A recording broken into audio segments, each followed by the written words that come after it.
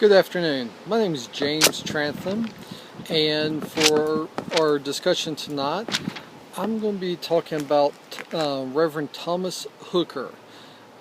Now, when we mention the phrase consent of the people, most people think back to the Thomas Jefferson's Declaration of Independence, but that's not where it originally came from.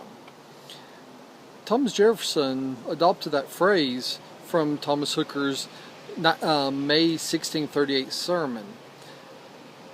See, Thomas Hooker was a preacher that helped found Connecticut and wrote its Fundamental Order of 1639. Well, Reverend Thomas Hooker, he held a philosophy for the church and for government. This philosophy talks about leadership and what it entails. He believed a leader could not be placed in a leadership position unless the people under him agreed to it. Now, in the use of church, he believed that church members should have the right to vote and elect their own pastor.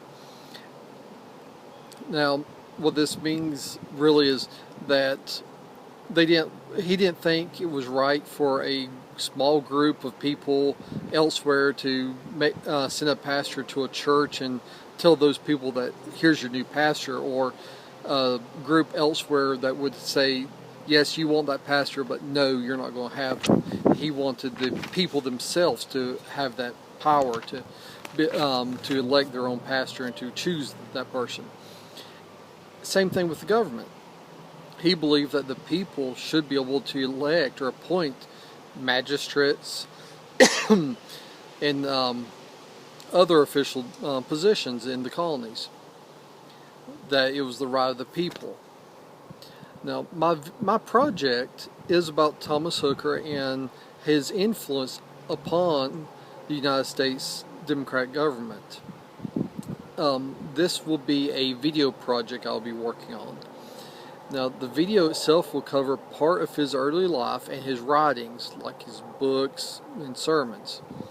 Now, in researching this project, I pulled information from primary sources such as his 1638 sermon, the Fundamental Orders of 1639 for Connecticut, which he actually helped found the colony and later state of Connecticut, and also I'll be pulling from U.S.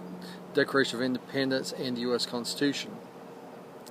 The secondary documents I'll be using, they will include historical articles about Thomas Hooker's early life and early work.